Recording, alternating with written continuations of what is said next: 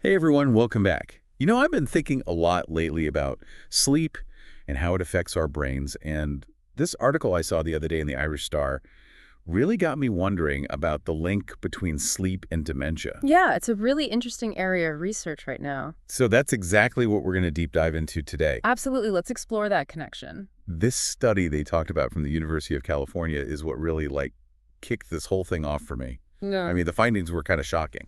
I can see why. Imagine this losing like 3 whole years of brain function Wow, yeah. just from not getting enough sleep. That's what this study is saying. That's a scary thought. They found that poor sleep in your 40s is linked to faster brain aging. It's the equivalent of like adding 3 years to your brain's age just from not sleeping well. Okay, wow. I'm in my 40s, and I know I've definitely had some rough nights of sleep. It's something we often overlook, but sleep is so incredibly important for brain health. It's true. I've definitely been guilty of thinking I could just power through on less sleep. But this study really drives home the point that it's not just about feeling rested. It's about giving your brain the time to actually repair and restore itself. It's like hitting the reset button each night. Exactly. During sleep, our brains are busy consolidating memories, clearing out toxins, all those crucial processes. So if we don't sleep well, those processes get messed up. Basically, yeah. If we consistently disrupt our sleep, it can have some serious long-term consequences. Okay, so I'm curious, how did they figure this out? Did they, watch people sleep in a lab or something?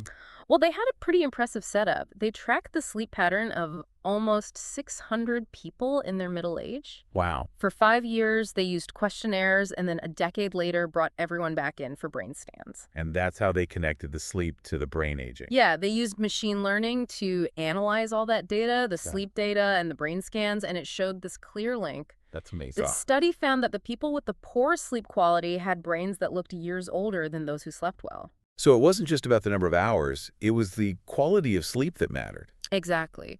Yeah. It was about things like having trouble falling asleep, waking up during the night, waking up too early, all those things that add up to poor sleep quality. Wow. Okay, so it sounds like we need to be paying attention to both how much we're sleeping and how well we're sleeping. Right, and this study really reinforces that idea. I've been trying to get better about my sleep hygiene lately, but I've always thought of it as, just making me feel better and having more energy. I think a lot of people see it that way. I haven't really connected it with long-term brain health. Well, that's what's so important about this research. It shows that there's a real connection. So poor sleep doesn't just make us feel tired, it can actually age our brains. Exactly. Even after taking into account other factors like age, gender, blood pressure, they still found that link between sleep and brain aging. That's pretty wild. It makes you think, if poor sleep can age, our brains could good sleep actually have the opposite effect?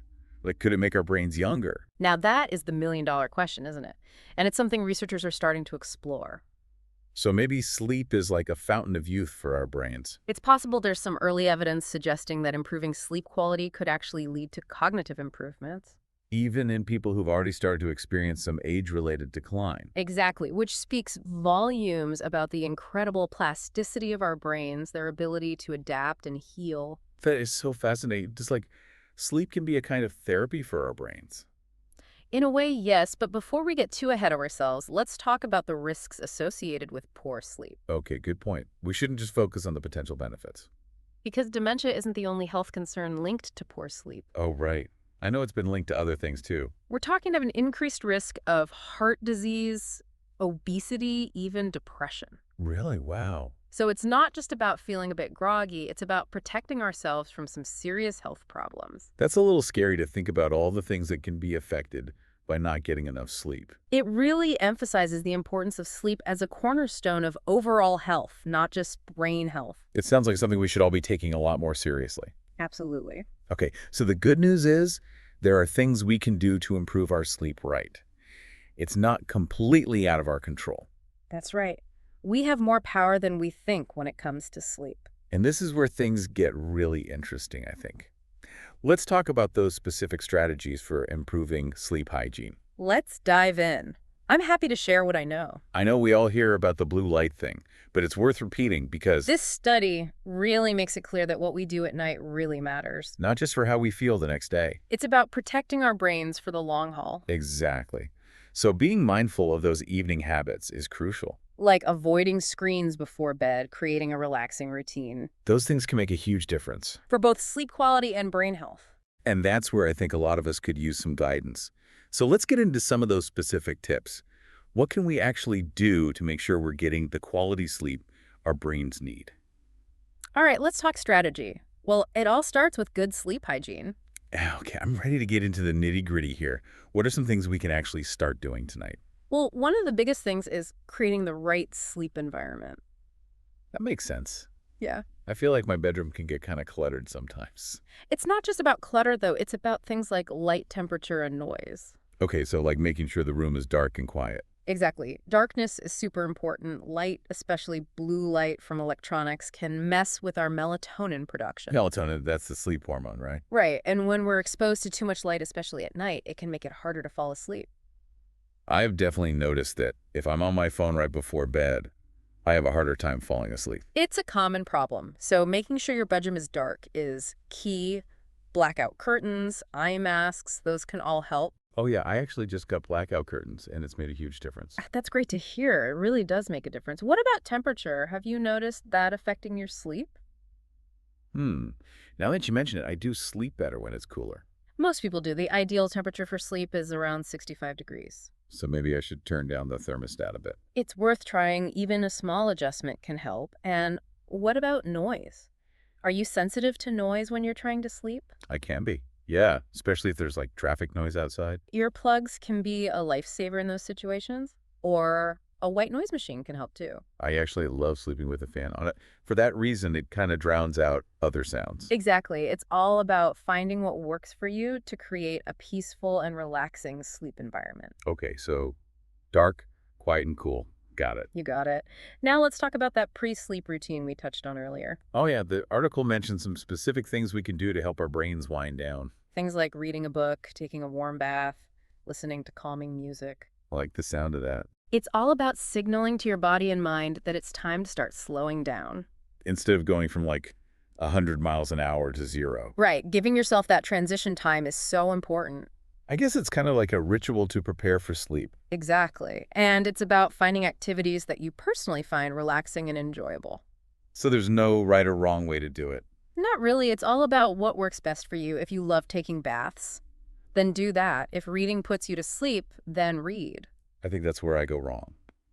It- Sometimes I try to force myself to meditate, but it just makes me more anxious. You don't have to meditate if it doesn't work for you. There are plenty of other ways to relax. Okay, that's good to know. I'll try some of those other things. And speaking of things to avoid, we've talked about blue light, but it's not just about the light itself. It's also about what we're doing on those devices. Oh, right, like scrolling through social media or checking work emails. That kind of stuff can keep our minds racing and make it harder to fall asleep. Ugh, I'm so guilty of it. It's like a bad habit I can't break. It's a common one, but it's worth trying to break. It's best to unplug from all screens at least an hour before bed. I know easier said than done right. I know, it can be tough, but even small changes can make a difference. Maybe just try putting your phone away at an hour earlier than usual. Okay, I could try that. And if you absolutely must use your phone or computer, try to do something relaxing like reading an ebook. On a dimmed screen, of Ye- course. Yes, on a dimmed screen. It's all about being mindful of how we're using technology. And choosing activities that are going to support our sleep instead of sabotaging it. Exactly. And while we're on the topic of things to avoid, let's talk about caffeine and alcohol. Okay, yes. I'm a coffee lover, so I'm always curious to hear about the latest on caffeine. Well, as you probably know, caffeine is a stimulant, so it can interfere with sleep. I know I shouldn't drink coffee late in the day, but sometimes I just can't resist. It happens, but it's generally best to avoid caffeine for at least 6 hours before bed. 6 hours. Wow. Wow. I might need to rethink my afternoon coffee routine. And keep in mind, everyone is different. Some people are more sensitive to caffeine than others. I think I'm one of those sensitive people. You might be. And how about alcohol? Do you ever have a drink before bed? Sometimes I know some people think it helps them sleep. It might make you feel drowsy at first, but it can actually disrupt your sleep later in the night. Really? Yeah, alcohol can interfere with REM sleep, which is that deep sleep we need for memory and cognitive function. So even if you fall asleep easily after a glass of wine, you might not be getting the best quality sleep. Exactly. And the effects can vary depending on how much you drink. So as with most things, moderation is key. Makes sense. Yeah. So maybe a nightcap isn't the best idea? Probably not. And if you're really struggling with sleep, it's always a good idea to talk to your doctor. Yeah, they can help figure out if there's something else going on. Exactly. Sometimes sleep problems can be a sign of an underlying medical condition. Okay, so we've talked a lot about sleep hygiene and practical tips, but I want to go back to that idea of sleep as a restorative therapy for the brain. Oh, yeah, that's a fascinating area. Do you think better sleep could actually help reverse some of the early signs of cognitive decline? There's definitely growing evidence to suggest that it could. That's amazing. So it's not just about preventing further damage, Hmm. but potentially undoing some of the damage that's already been done. Exactly. It's like giving our brains a chance to heal and regenerate. I love that idea. It's so hopeful. It really speaks to the incredible resilience of the human brain. It makes you want to prioritize sleep even more. It really does. And the good news is we have a lot more control over our sleep than we might think. That's what's so empowering about this whole conversation. It's about taking charge of our health and well-being. Starting with something as simple as sleep. And it's never too late to start making changes. That's right. Even small adjustments can make a big difference. So where do you think people should start? What are some key takeaways they can put into action today? Well, the first step is awareness. Pay attention to your sleep habits. Notice how you're feeling. Are you getting enough sleep? Are you waking up feeling rested? And then once you know what your sleep patterns are, you can start making changes. Exactly. Think about your sleep environment. Is it dark, quiet, and cool? Think about your pre-sleep routine. Is it relaxing and enjoyable? It's like creating a personalized sleep plan. Exactly. And remember, it's a journey, not a destination. There will be nights when you don't sleep as well as others. That's okay. It happens to The everyone. important thing is to keep making progress. Absolutely. And listen to your body.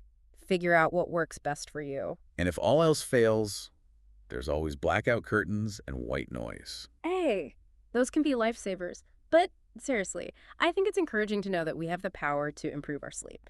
And potentially protect our brains from decline. Exactly. It's a reminder that we have more control over our health than we often realize. And it all starts with something as fundamental as sleep. Well said. Now, before we wrap up this deep dive, there's one more thing I'm curious about. We talked about sleep being like a brain cleanse, taking out the garbage while we're sleeping. Yeah, like a nightly detox. Can you explain a little more about how that actually works? So during sleep, our brains activate this system called the glymphatic system. The glymphatic It's system. basically a waste clearance system for the brain. It gets rid of all the toxins and byproducts that build up during the day. So it's like our brains are doing a deep clean where we sleep. Pretty much. And that process is really important for keeping our brains healthy. What happens if that cleaning process gets disrupted?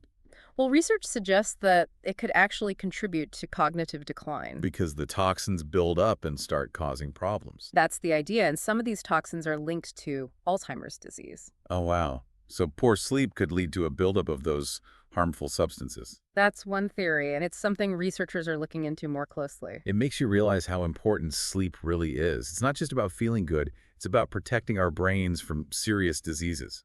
Exactly. I'm definitely starting to see sleep in a whole new light now. I think we all are, as we learn more about the connection between sleep and brain health. It's like we're not just resting. We're actively doing something good for our brains when we sleep. I like that way of thinking about it. So for our listeners who are now like me and totally on board with making sleep a priority, where do we start? Well, the first step is just being aware of your sleep habits. Are you getting enough sleep? Are you waking up feeling refreshed? And then once you have a sense of that, you can start making changes. Right, there are so many things you can do to improve your sleep. Like we talked about, creating a consistent sleep schedule, optimizing your sleep environment, winding down before bed. It's all about setting yourself up for success. And remember, progress, not perfection. Exactly. Don't get discouraged if you have a bad night of sleep here and there. It happens to all of us. Just keep trying and keep making those small changes. And talk to your doctor if you're really struggling. Always good advice. They can help you figure out what's going on and come up with a plan. It's a team effort. I think the biggest takeaway for me is that we have more control over our sleep and our brain health than we realize. I agree. It's empowering to know that we can make choices that support our cognitive well-being. And that something as simple as sleep can have such a profound impact. Absolutely. Well, I know I'm going to be paying a lot more attention to my sleep habits after this deep dive. Me too. I hope our listeners will too. Any final words of wisdom for our sleep-deprived audience? Prioritize sleep. Make it a non-negotiable part of your routine. I love it. Great advice. And sweet dreams. Sweet dreams to you too.